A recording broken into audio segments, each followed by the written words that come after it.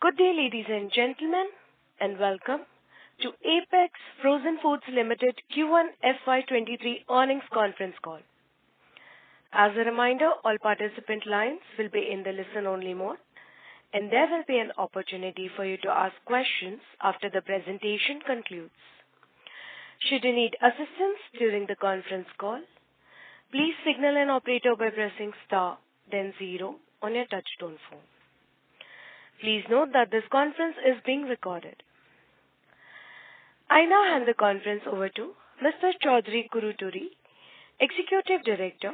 Thank you, and over to you, sir. Yeah, thank you. Good afternoon, everyone, and thank you for joining us on the investor call for the first quarter of financial year 2023. With us on the call today is Mr. Durga Prasad from our finance team and Stellar IR advisors, our investor relationship advisor. We have uploaded the investor presentation on the website of the stock exchanges, and we hope you have had a chance to go through it. As we have been updating you over the past few quarters, Apex was done with its capex cycle, and with the 29,240 metric tons of own capacity, we are ready for the next phase of growth. The COVID pandemic, followed by the equipment crisis regarding the logistics container issues, and then the war in Ukraine had a mellowing effect on our business. We are happy to report that most of these challenges are now seem to be behind us. In the first quarter of this year, we witnessed revenue growth backed by growth in both volume and realization. The total shrimp sales in Q1 FY23 grew by 16% year-on-year to 3,761 metric tons, and the average realization stood at rupees 813 per kilo, which was higher by 20% year-on-year, backed by improved product mix mainly, and firm shrimp prices globally, and of course the depreciating Indian rupee, which had helped us to a certain extent also.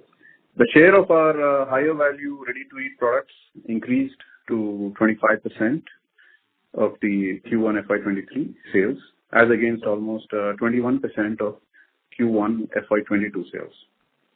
The two main factors that helped us in this performance was our ability to take care of the container shortage which was prevailing last year, and we had ensured proper contracts with the shipping lines in advance, which we have already emphasized in our earlier quarterly Concall. This is mainly to ensure that we don't have any logistical challenges to our growth, and of course a consistent supply of the raw materials during the past quarter. However, in the present quarter, of course, there are some supply-related challenges, as some of the producers had to make some prior premature distress harvests, and also some rains which have been affecting to a certain extent. So there are certain supply challenges in the current quarter and the current period. However, on the demand side, things seem to be fairly stable, and with the festive season approaching in the latter half of the current quarter and part of the third quarter, we are hopeful of improved sales, subject to, of course, supply conditions which I just mentioned. Let me briefly touch upon some of our key markets and how they are faring so far. The biggest market of our products remains the USA, followed by the European Union. As you are aware, the entire global economy is facing inflationary pressures, and during these times when prices of proteins do go up, farm-raised proteins provide a good alternate. During COVID, we saw an increase in our ready-to-cook and ready-to-eat products, signaling a small shift in the market. As the COVID-related restrictions were removed, our food service market, restaurant chain business also started improving. But along with this, we also saw an increase for our ready-to-eat products, which primarily go to the retail segment. This indicates that the markets, the retail markets continue to grow for us in a consistent manner with regard to the USA business. On the EU front, we continue to see improvement on ground in terms of demand for our products. We are seeing good traction of our baseline products. The RTE products that were in the process of getting the regulatory certification is still ongoing. It is currently ongoing, so hopefully it will be completed by the end of Q2 or by early Q3, where we hope that the EU market also will be opened to our company, and it is going to coincide with our expansion on the ready-to-eat capacity too. So we definitely hope the regulatory process will get completed mostly by the Q3 of the current financial year. These two markets continue to remain the key for us, and while we try and capitalize on any opportunistic demand from markets like China and other Asian countries, our key focus, however, remains with the US and EU markets, where we believe we still have tremendous potential, both in terms of volume growth, but more importantly in ensuring that our product mix improves in this region. In terms of operational performance, our shrimp sales saw a volume growth of about 16% year-on-year and 55% quarter-on-quarter to 3,761 metric tons. This is by far one of our best quarters. The share of higher margin ready-to-eat products increased to 25% versus 21% in Q1 FY22, underscoring our decision to expand the ready-to-eat capacity from 5,000 metric tons per annum to 10,000 metric tons per annum at our Ragampeta processing plant. Our capacity utilization is also improving, but we still have the potential for much higher revenues from our existing facility.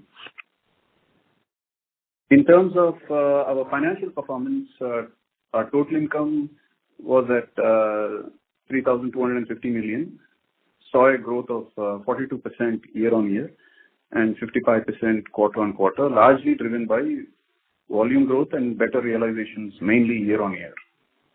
We would like to point out that the export benefits that were earlier reported as part of net revenue have been reclassified, regrouped under other income.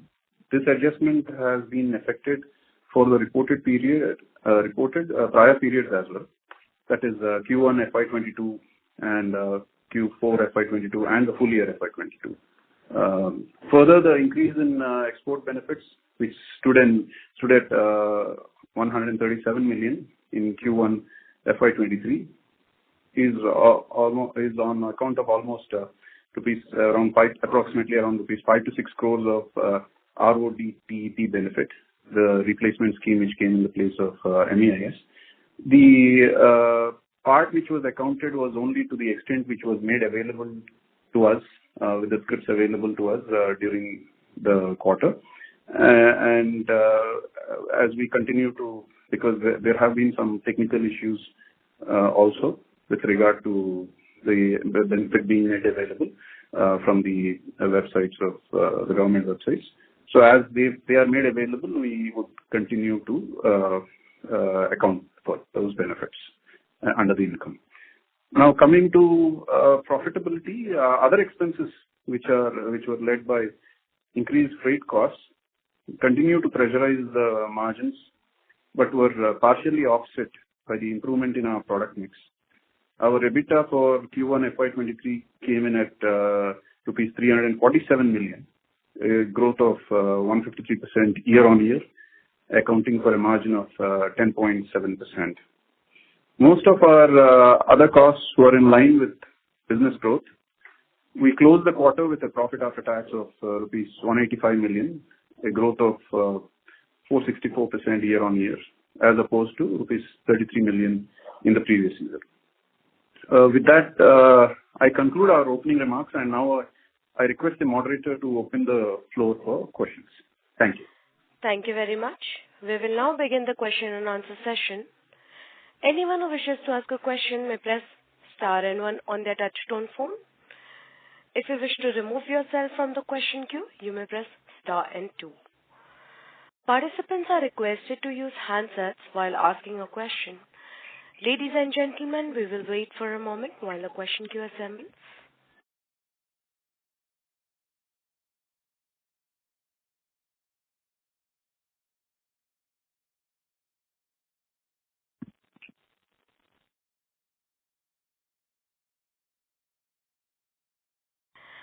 You may press star and one to ask a question.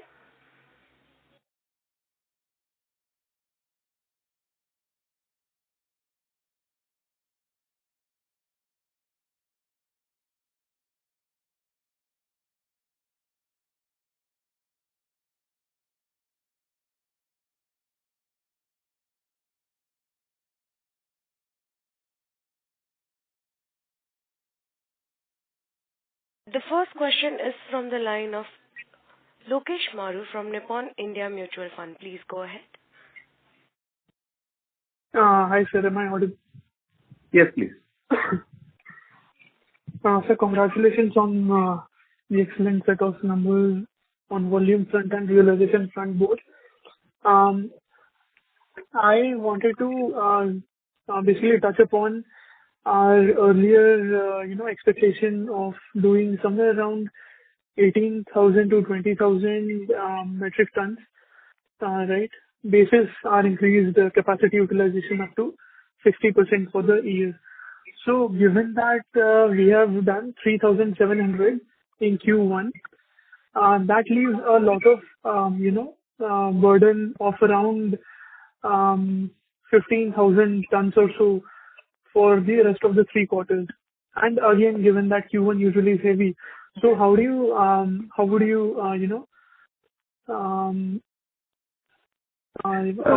like put the next 3 quarters and the sales and so on that way?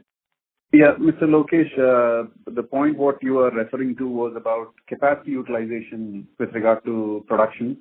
And yes, we did mention that we were looking forward to doing a production of around 18,000 metric tons and plus. This is mainly about production. And in fact, our processed shrimp was 4,600 metric tons odd for the Q1, actually. And we were confident, of course, in the beginning of the year for sure on that basis. And as far as capacity utilization is concerned, it is more driven by the supply situation, even though we could have a strong backup of the order book, diversified between various markets.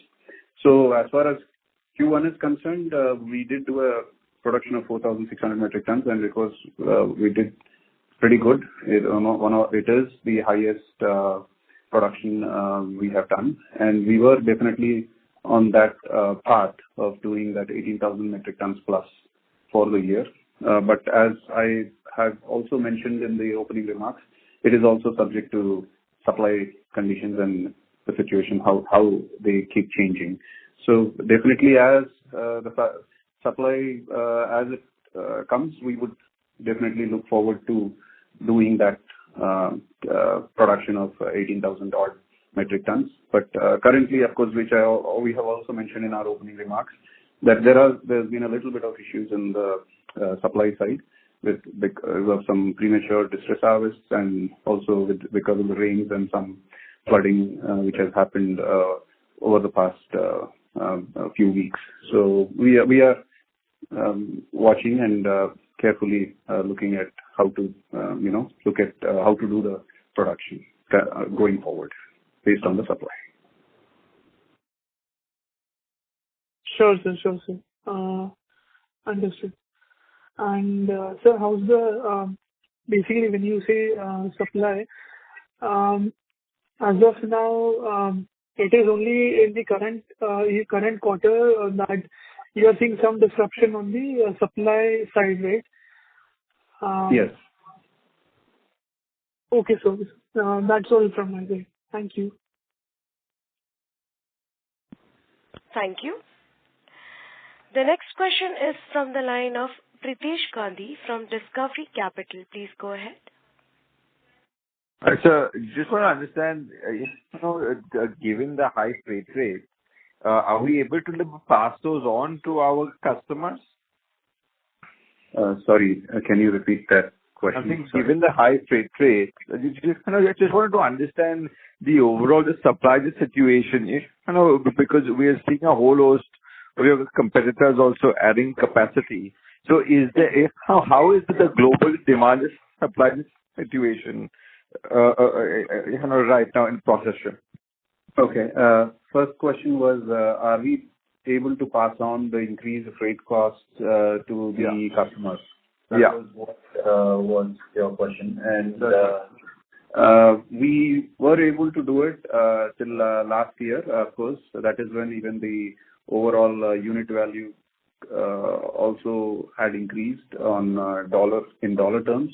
However, of course, then the market also have corrected accordingly based on the demand side overseas. And right now, the increased freight costs are already factored in the part of the sales.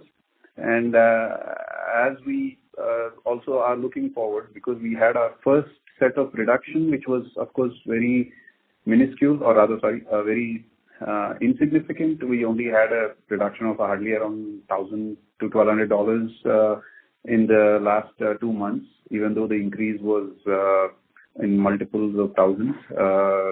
So as, of course, there is also marginal reduction in the freight cost, which is not significant.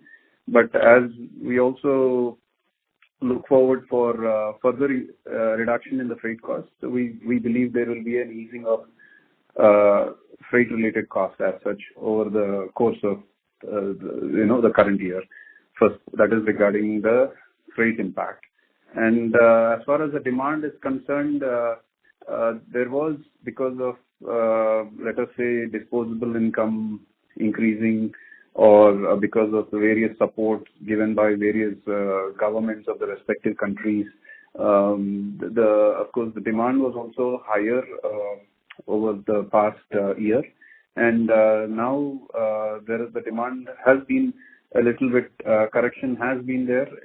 Demand is still going in a consistent manner as such. Sales have been going good. It is just that the supply also from globally has increased overall. And I mean, the inventories have also been built up. And most of our customers, in fact, not all of them, but most of them have also been doing promotions on the retail side, especially at the supermarkets level. And we are positive that such promotions will only be they will play an active role in absorbing any additional inventories or supply which gets built up during the current year. So for now, the demand as such is as overseas is consistent, and it has not really dropped. Of course, it's more to do with some extent of inventory pileup, which has been happening over the past 2 to 3 months, which were mostly delayed shipments of last year, which have all made it, and they are in fact increased their promotions too. So we are looking forward to the positive impact of such promotions over the next few months, especially going forward for the holiday sales which are required. The product will be required. Yeah. So are you seeing a slowdown in the demand as yet, or it isn't happening because of the promotions? And then is there in turn any pressure on pricing and margins and spreads overall? Actually, on the demand side, there was a bit correction in the early part of this financial year. As I have just mentioned, that there was a certain extent of inventory pile up also, which had happened because of all last year's shipments reaching to the destinations because of various logistical issues which were there, not just for our company, but across the trade. And because of that, as the logistical issue eased out, a lot of pending shipments have made it to the destinations. So that means there was kind of more supply at the destination level, at the destination consuming end, than the demand which was prevailing at that point. That is what seems like there's been a drop in demand, but it's very consistent. It's just that there has been accumulation of arrival of quite a large amount of product into the countries compared to the normal situation. So that is what looks like the demand has kind of corrected a bit and it's kind of subsided. But as such, our customers have reported that their sales are all going in a very consistent manner. And yes, of course, pricing corrections did happen already. And so for now, we are looking forward. We are, in fact, again, looking at filling our order book again for the holidays as the supply also improves on our side. Margins as such, when you say it just is not just dependent on our realization there overseas, but also our supply situation here. The cost of raw material also plays a role. So definitely we are looking forward for increase in supply also over the next 3 to 4 weeks. And we believe it will basically give us a good opportunity to continue our growth plans, which we had in the beginning of the year. Got it. And given it is a food item, I'm assuming that even excess inventory ultimately will get corrected reasonably quickly, because either it'll have to be discounted or disposed of, or how long is this shelf life of? It's a food item, like you rightly said, and it is definitely not among the expensive items like snow crab or lobster tails, for example. We are definitely reasonably priced, and of course, we are not that expensive for people to move away from and move towards hot dogs or something. So it is being the shrimp consumers continue to consume, and in fact, the price increase which has happened like a year ago also was not so significant that it needs to be that it is a turn off. And that is the reason our customers have reported that as such, consumption-wise, sales-wise, the volumes, as far as volumes are concerned, they are being very consistent for them too, which is something good to hear. So definitely it is not very expensive, like I said, like snow crab or lobster tails. So they are reasonably priced. Shrimp is reasonably priced. And the consumers of shrimp, basically shrimp, being the favorite item among the seafood consumers, definitely will have its share of untampered, undisturbed market, and there's no disturbance to that. It will remain for sure consistent. It's just that when our customers also provide additional promotions, discounts, or offering additional portions or additional bags, they would definitely increase the volume growth, definitely. All right. And it will absorb. Got it. So I'll just rejoin the queue. I have some more, but I don't want to hold it up. Let me rejoin the queue. Thanks. Thank you. The next question is from the line of Mayur Gathani from OHM Portfolio Equi Research Private Limited. Please go ahead. Hi, sir. So when you're referring to supply side issues, what actually are you referring to? Are farmers not producing, or is it the inflation that is holding them to produce more? Oh, no, actually, the farmers did produce well. Unfortunately, because of some disease-related issues or whatever, they have done some premature harvests in the earlier parts of June, or rather, kind of around June and early part of July, which has a big, when the farmers harvest prematurely in the smaller sizes, it is always the same story goes, where the medium and larger sizes of the future get wiped off from the market. And that was the major factor which was there. And also recently, the heavy rains which had caused certain flooding area on the coastal areas also did wash out some of the shrimp into the ocean. So it's not that they have stopped stocking. In fact, we are also, as you know, our company is involved even in the hatchery side. We do have seed sales happening. It's not very significant, like it is pretty much similar like how it happens at this time of the year. It is quite steady. So farmers are restocking. There are no issues on that front. There were issues with regard to some premature harvests in the smaller sizes. And now again, as the pricing also has improved, all the farmers are really also looking forward for stocking again. Those farmers who had to do maintenance or basically do a shutdown for some time to dry up their ponds, they are again now going for seed booking, which we are already getting the news from various hatcheries. And your average realization has been way higher, compared to last year or a few years. So what is the reason behind that? Because you just mentioned that there was higher supply and because of, the container issues, there was higher supply in the last quarter or maybe in quarter 4. But what's the specific reason for this higher realization? Is it the value add? No, okay, there are two factors mainly. Of course, value add, the ready-to-eat percentage, as it increases further, the more volumes we can do in ready-to-eat, definitely realization in dollar terms also increases. But one of the most important point for the Q4 and Q1 is also the rupee depreciation, which we cannot ignore, which has been almost like from 76 to 78, 79. That also helped us in gaining higher rupee realization. But mainly that for us, if we look at on a dollar realization part, it was more to do with the product mix, which as we increase more on the ready-to-eat products. Okay. And the additional 5,000 ready-to-eat, the value add, will that come by last quarter of FY23?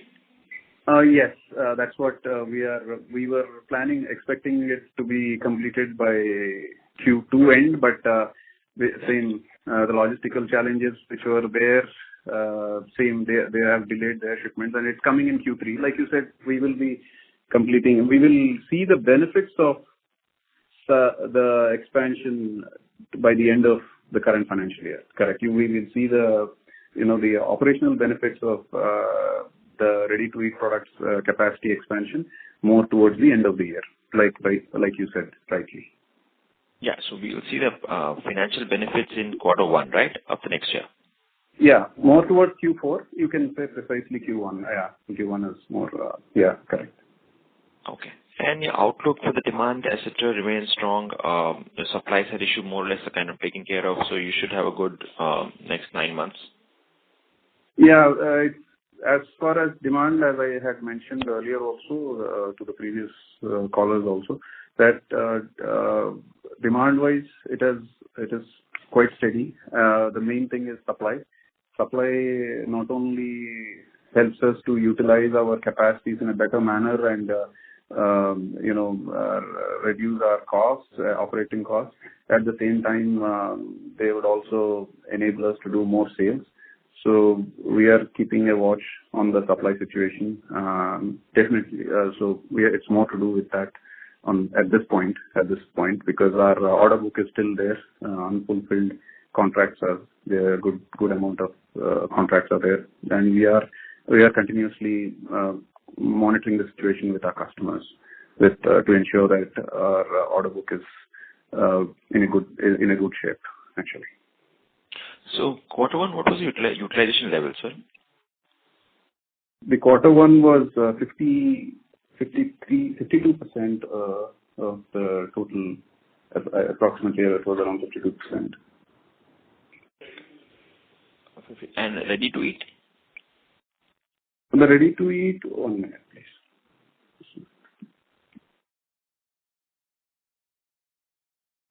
Sorry, quarter 1 totally was 63%. I'm sorry, and in that the ready to eat was in that, of course, the ready to eat capacity, I think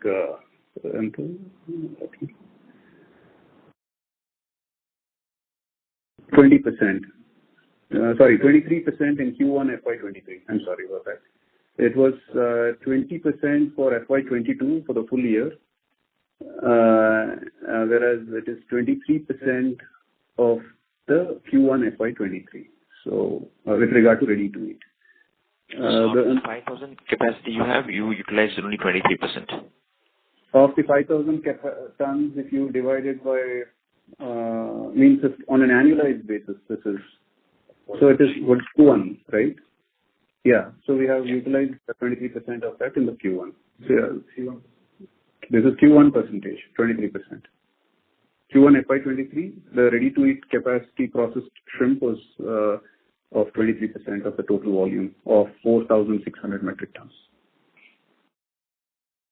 And what can we look at? What this number can even achieve an 80-90% number on this, because you're again coming up with a new expansion next year.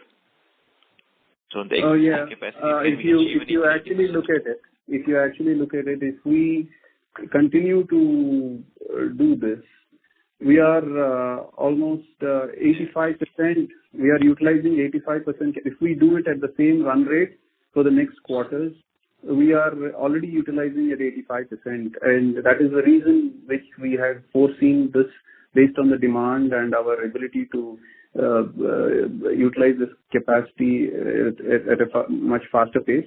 The decision was taken to add up that additional line of 5,000 metric tons. So if we see at the current run rate, it is 85%.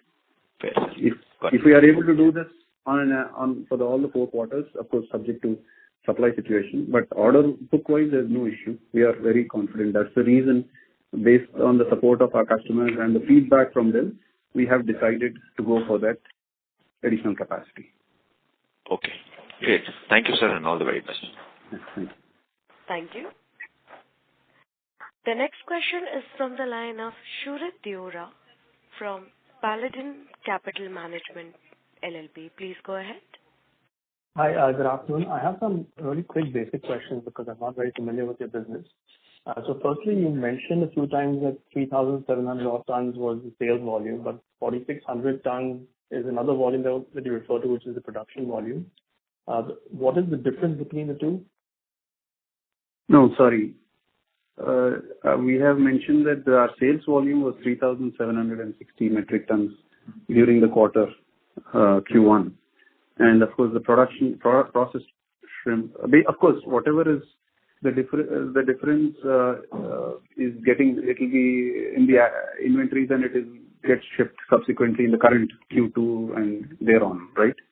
So we said our total processed during the Q1 was 4,611 metric tons, to be precise.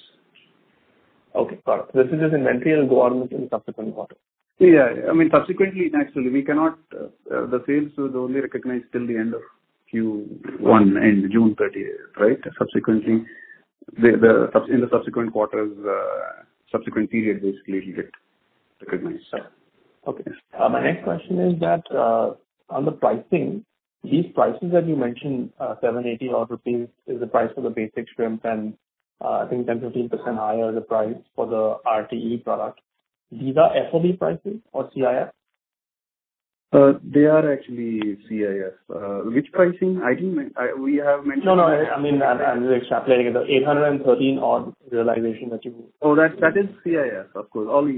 It's our invoice based on our total volume of shipments for the total value against the total volume of shipments. That is the money which we have realized. It is including of 813 rupees includes freight also, please, if that is what you're asking. Yeah, exactly. It includes freight component also. Okay, so my next question is that globally, it sounds like demand has come back post-COVID, but it also sounds like supply is coming back. I think there's a lot of inventory in the channels and a lot of materials reach the customers' warehouses. So in this situation, what is the impact on pricing of shrimp? So this $10 approximate number, how does this get impacted? I mean, just going on an example, if a $10 per kilo item was there was also earlier it was at around $8.5, $8, and it had this was like a year and a half ago. And then because of various challenges, product not reaching the destinations and the demand soaring, of course, there was correction and say it went up to almost $10. And now, again, there have been some corrections over the past few weeks. And right now it is corrected down to $8.50 to $9. So depending on the different products which we focus on and which we do. So the corrections keep happening on an ongoing basis depending on the demand supply situation, which you are very much aware, like any other agri or like aqua product as such. So currently it has corrected from its high of last year for sure. The current market, it is definitely corrected by almost like $1 to $1.25 comparatively. I mean, taking on a $10 item base. I'm just giving you an example. Right. So the impact of this reduction will be seen in the next quarter itself, or do you have contracts in place which guarantee certain realizations to you? We do have contracts now. If you look at it, we will also be signing contracts in the lower values also, as because it's an ongoing thing. We capture sales at the different stages of the market. It is not like we would be nobody would be buying their year requirement at the market highs. We need to understand that situation, and nobody is going to at the same time sell at the year's low for an entire year. So it is an ongoing situation. We will also be taking contracts at the lower levels. And of course, since you are not aware, but I'm just telling you, based on the realization which we get, which include the rupee position against the dollar, based on the average realization, even our raw material prices keep correcting depending on the demand supply situation and the realization component. The prices also keep changing at the supply side. Like for the Q1, also the supply prices were also quite low. They have corrected significantly low at that time during Q1. So they keep changing, so it's not like correction with a lower price is going to remain consistently for every quarter, but it keeps changing as the supply reduces and as the supply increases. So that is more of a market dynamic. Okay, so you're saying that the pricing is dynamic. Is this Q2, Q3 will be peak season? So is it fair to say that the prices drop after that, or that's not the case? Sorry, can you repeat that? I'm sorry, I didn't follow that. Yeah, you're going into peak season for festive demand in the Western world, right? So would you see pricing drop off after the season ends? To tell you the truth, the pricing has already dropped. Okay, so this 10% or 15% drop you're talking about already reflecting that? Yeah, which I explained to you. It went up from $8 to $10. Example, I gave you on that numbers on just to take on an example basis. It went up from $8 to $10, and it has again corrected and came down to $8.50 to $9. So that is already happening. So it's an ongoing thing, and we also coordinate and communicate well with our customers and ensure that we don't get affected, and we try to have a consistent margin maintenance. We do try, but there are times when it can be there will be headwinds as well as tailwinds. It is in our interest to make use of the opportunity during the tailwinds when they are in our favor. Sure. And you mentioned the supply issue. There's some disease. Is this disease restricted to specific districts, or is it across large parts of the East Coast? It was mostly some areas of the East Coast, not all. It's not all areas, but some areas, because we still have had successful producers, farmers who did harvest good sizes, large sizes actually, over the past 1.5 months. They're continuing to even now, whether it is in the state of Andhra Pradesh or Odisha, and also some in Gujarat. There are also been quite successful farmers. Not all areas are impacted. Definitely some areas are impacted, which will have its effect on the overall supply situation. So would you be able to procure enough material from other areas or from other farmers to hit your demand to hit your order books? Because it sounds like demand is strong. We have been procuring our supply from other states also over the past 3 weeks, 4 weeks, for certain sizes which are not available locally, or they are a little bit tight in supply. We are procuring from other areas too. So we are ensuring that our orders are getting shipped, to be precise. So it doesn't sound like then you will have an issue with meeting the demand.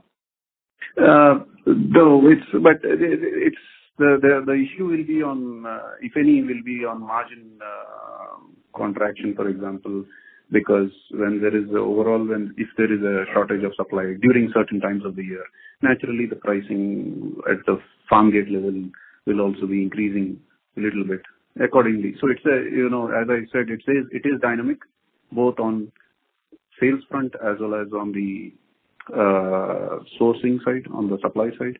And of course, they move in tandem, even if there is a little bit of time gap, but they move in tandem. And ultimately, it is dependent totally on our realizations overseas, which will determine what the supply price has to be.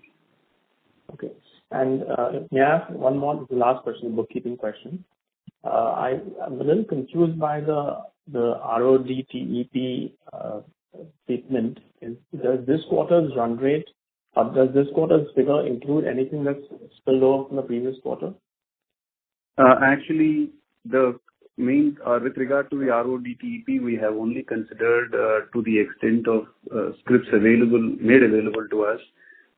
Since for the past 1 year, actually little over 1 year, we have been having issues with regard to the application process and with the government website, the DGFT, the Director General Foreign Trade website. And so they have only considered to the extent of benefit available, the scripts available to us. Only thing, of course, the new set of statutory auditors have decided to regroup it and reclassify, which is part and parcel of the auditing process. They have decided to regroup it under the other income group rather than the operating income. That was the only change, but we have only considered to the extent which is made available to us. We will definitely consider as we continue to realize or more of it over the next, as it is made available to us over the next Q2, Q3 also, we will definitely recognize. And only some extent of our last year's RODTEP has been considered. There is still more, which will be coming over in the next few quarters as it is made available to us. But the run rate should be about 4% of net revenue, right? Around, yes. Yes, correct. That is correct. So if anything that's beyond that is either from some other source, it's either rolled over or some other source. Yeah, that is correct. That is correct. Okay, thank you so much. Thank you. Thank you. The next question is from the line of Anurag Patil from Roha Asset Managers. Please go ahead. Yeah, thank you for the opportunity. Sir, your other expenses are shot up significantly in the Q1. So is it mainly due to the freight expenses? Yes. The other expenses, it is mainly due to the freight expenses. The freight costs alone are actually, just a minute, please.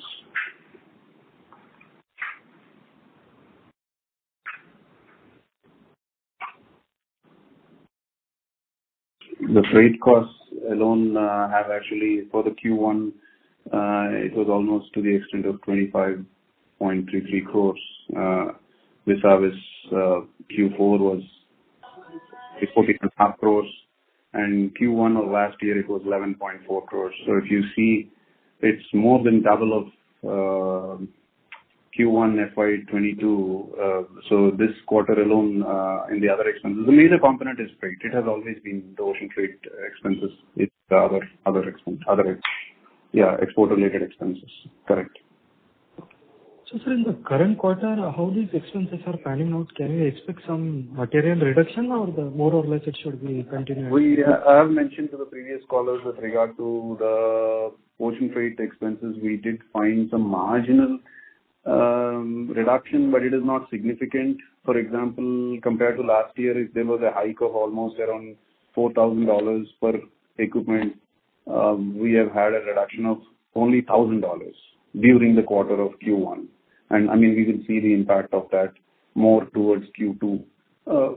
But it is very marginal, as I have mentioned. So while the increase is at a higher rate, the reduction was at a lower rate. And hopefully the freight costs, as equipment ease out and as vessel frequency changes over the next quarter, Q2, Q3, Q4, we are sure that they will also be reducing the freights, and we can also reduce our costs accordingly. Okay. And sir, your realization have already dropped, and due to supply issues, your procurement cost will also be high in the current quarter. Plus, the reduction in freight is also marginal. So that means Q2 the margins can further go down from the current level. Am I correct in saying that? It depends. If our realizations have dropped and our supply prices have marginally increased, and of course, as our realizations also improve, or as the supply increases, supply side, so farm gate prices also reduce from the recent increase, we will be able to balance them out. But there will be some effect on the margins, which we can't really say at this point. But we are expecting. While we will not be able to put a number precisely at this point, because there are other factors also which are changing. So we may see some reduction more towards the end of Q2, or so it depends. We need to see how the supply, because we are only in the middle of Q2, and there's still another 45 days. Supply also is changing, so we will be seeing, and our sales price also is marginally increasing. It is very insignificant, marginally. So it's so we can't really completely put a number to that at this point, actually. Okay. And sir, for the whole year FY23, given the current quarter volumes and the current situation, what can be the realistic volume numbers that you can say on a conservative basis? See, in the beginning of the year, we were looking at anything between 18,000 metric tons plus 18,000 plus metric tons and around between 18 to 20,000. That's what we were expecting for the full year. And we did definitely go as far as production capacity was concerned, and we did definitely do our best, and we were able to do the highest volume, at least in Q1 of FY23, for sure. As far as our lifetime high quarter is concerned, we did do good. But of course, as things keep changing and being a livestock, Q2, little bit of supply issues, we expect things to be again changing and improving, because it is a continuous cycle. Farming cycles are continuous. So we are we may be looking at some corrections, and maybe between 16 to 18,000 metric tons is what we are. We can't really say at this point. As I said, we still have another 45 days. We are looking forward to see how well we can do in the current quarter as well as Q3.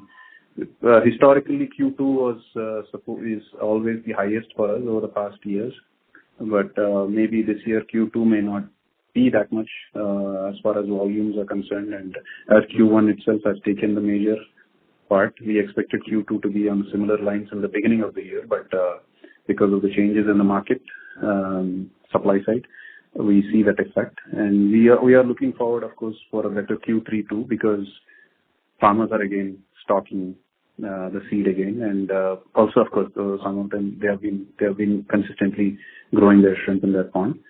So we would see we expect improvement in the supply situation more towards the end of this month, August end and September and onwards.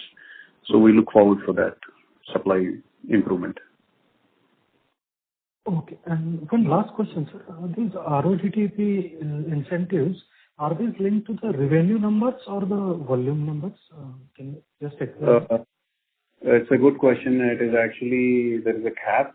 Basically, it is not it is not entirely based on the revenue number because there is also a cap of per kilo for both the schemes. I mean, on the RODTEP precisely, it is 22.2% approximately is coming up on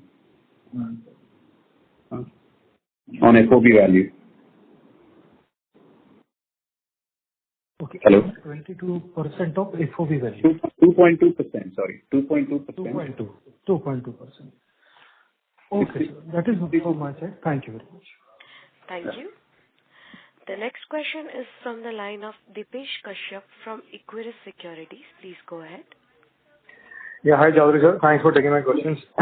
Sir, you talked about the supply issues and also the farmers redoing the crop. So I just want your thoughts on how the second crop is looking like, because I think the first crop was very good, what we understand, and the second crop has faced some challenges due to the unseasonal, you can say, rains. But now what we are hearing is that the farmers are again putting the second crop. So what is how the year is looking like? That the second crop will be again as good as the first crop or not? Well, we expect it to be good because that is how companies like ours and everybody else make their plans and also plan with their customers. We expect, we see a lot of farmers again stocking again, like you rightly said. And since we are also, as I mentioned to one of the earlier callers, since we are also into the hatchery business, we see that the seed booking is happening in a good manner. A lot of farmers are again going for stocking. Also, thanks to some improvement and increase in the pricing, which they feel, it's good for them.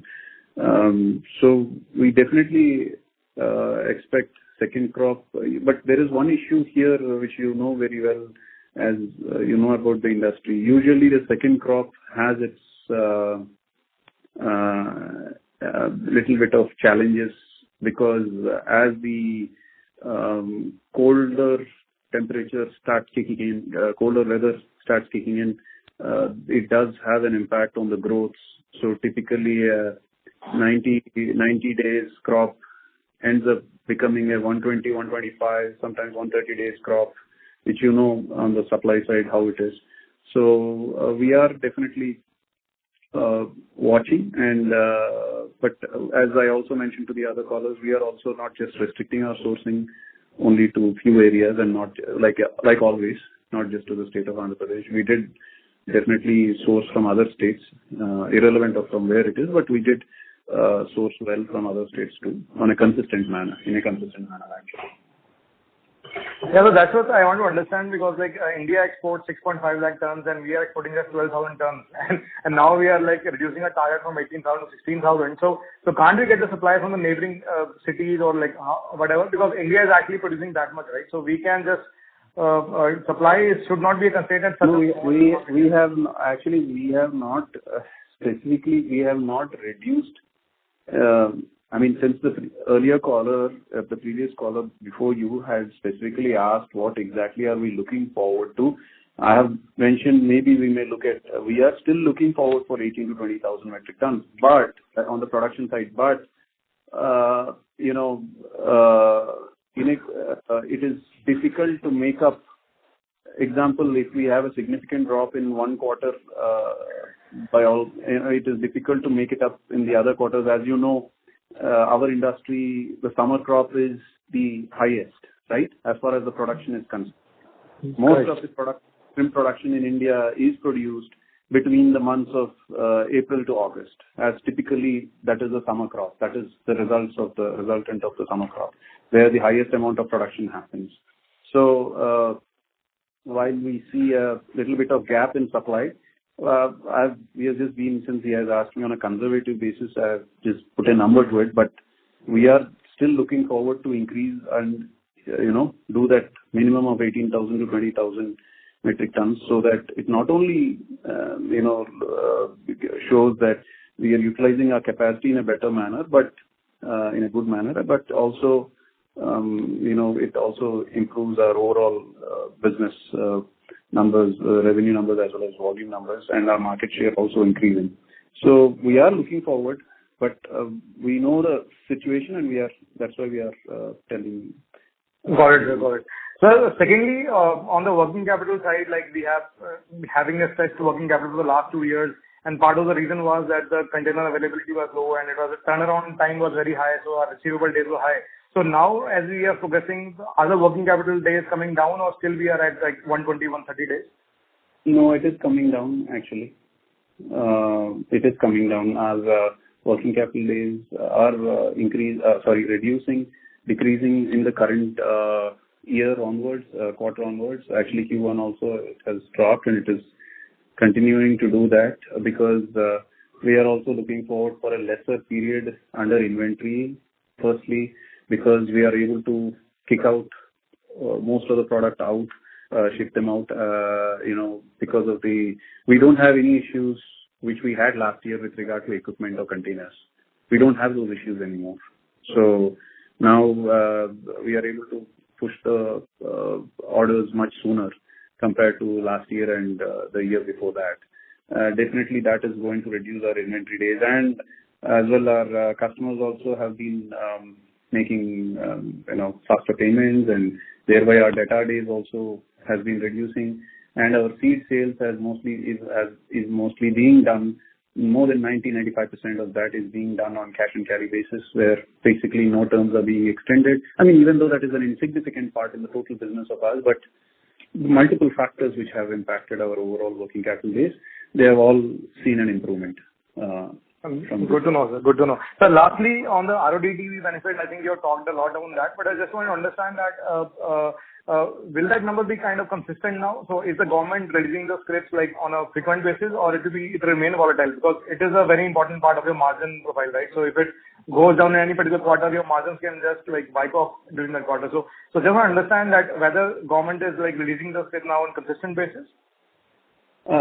They are, but there is also a delay to a certain extent. I'll be very precise since you asked me the question. There is some delay, but in our case, as you know, our company's case, last year we didn't factor in significant part, so that is all getting spilled over into this.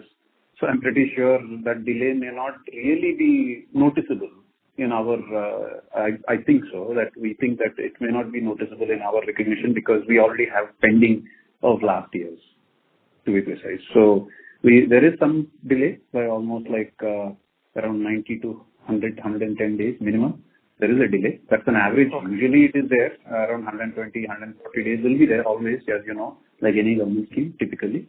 But that is being, it is at least remaining consistent. It is not like those earlier days of last year and the year before that where for almost more than 7 months, 8 months, it was a lot of uncertainty, which is at least, it is not that bad. So we will most likely be having a consistent run rate on that part as such. Great, sir. Great. So after 3-4 years, the things are looking up for the sector and company. So wish you all the best. Thank you. Thank you. Thank you. The next question is from the line of Nitin Awasthi from Incred Equity Wealth. Please go ahead. Hello, sir. Most of my questions are answered. All I want to ask is a more longer-term picture. So recently, a competitor of yours from Vietnam, Minfu, has tied up with a cell multiplication shrimp company from Singapore. So they're going to get that cell meat. So first there was vegetarian non-veg which came into play. Now there's cell multiplication non-veg which is coming into play. And Minfu has tied up with them. Minfu is a giant in the space. So you expect some troubles from there? Or any thoughts of yours on this development? Mr. Nitin, I do not believe that animal protein will ever be replaced by plant protein. If that is what your question is specifically, animal protein I do not think will be completely replaced, and as such, as long as it is lean and healthy, like in our case, with regard to our product which we produce, we are not steak producers or anything or any other product where where the meat is. So our protein is a lean protein, and our product is still the number one consumed sought after item in the seafood sector, and we believe the demand will continue to be remaining consistent, and it will grow even though it may be at a depending on the promotions and other promotional activities, basically promotional activities conducted by our customers like food service, restaurants, and retail segments. But with regard to that question, whether any sort of cell-based culture growth or any plant-based protein increasing, we don't really believe that is going to have much impact. And of course, as such, our country is now more focused on increasing its volume, and also even the government has set now they are setting targets even for individual states and companies. Of course, now they are also focused on that. The central government is also focused on improvising the production and at least maintaining consistent production at the farm level. So as long as that is there, as long as we are able to produce the product in a cost-effective manner, not just at the processing level, but even our primary producers at the farm level, we definitely believe we have our space which will not be impacted. Our industry space, our shrimp, our space in the shrimp market as such, and our company's space also. Good to hear, sir. Thank you, sir. That was all my questions. Thank you. The next question is from the line of Vincent Andrews from Geojet Financial Services Limited. Please go ahead.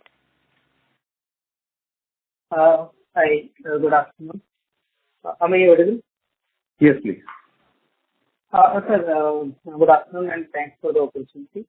As most of the questions have been answered, only one question I have. Can you please clearly mention what was the average realization in dollar terms in Q1? You mentioned around $10. Was it for? No.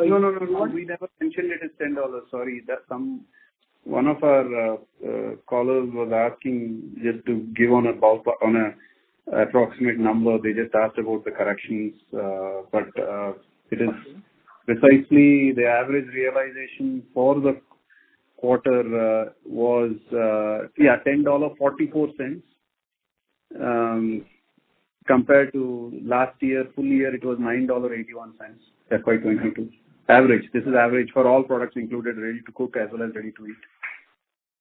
Okay. And how much it is currently in dollars?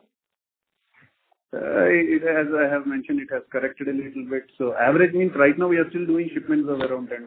So it's a changing thing. So this is Q1, what I have given you at $10.44. Maybe Q2, it could be changing a little bit to $10 or $10.10 example. So we can't really say at this point, but we'll have more as we do our volumes and as we complete our order book. We will have a better idea on that. I asked if you have only billed for these 2 months, July and August, how much it was? It has basically, I don't think we'll be able to say that, but approximately, let us say it is around $9.9 to $10. 9.9. I think that was the reason we have mentioned approximately earlier. So around $9.8, $10 in that level. Okay. And just for confirmation, like you mentioned, it is the average realization in rupee terms 813. It is FOB plus freight. So this $10 you mentioned, it is inclusive of this freight or separate from that? It is inclusive of the freight. So if I can ask, how much is suppose we assume the freight cost will normalize in the second half. So how much out of this $10.4, how much it will be for rebasement for the freight expense? And that depends totally on how much of price reduction will be there. We can't really say that. Like I have mentioned to you, compared to last year on an average, if we are paying around $4,000 more in the beginning of the year, and now it has hardly reduced by $1,000, but still it is higher compared to what we were paying at the during the pre-pandemic stage. So that way, it depends on how much the reduction will be, number one. Number two, what you need to understand is the increase in freight cost is also eating up our margins. So if at all freight costs reduce, we can also at least look at some margin improvement overall. So we are just, so in that, currently, I don't know how much reduction would be. We don't know yet at this point how much reduction would be there on the freight cost. But to tell you on that part, maybe it will be around 15 cents per kilo maximum. We don't expect more than, if at all it is there, but we are not sure of that because it is not in our hands. It is based on the shipping lines decision. Okay. I understood. Thanks from my end. Thank you. Thank you.